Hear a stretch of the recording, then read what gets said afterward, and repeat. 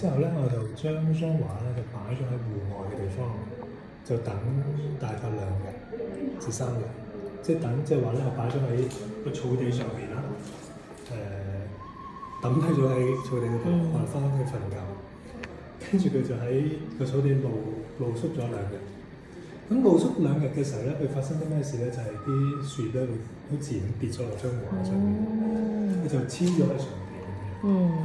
咁呢個過程就好似我畫咗張畫，寄咗封信出去，然後就大自然回信俾我，就係結合咗個質感喺上面。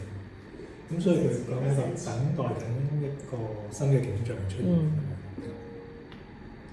咁所以呢3張就係講緊等待嘅風景。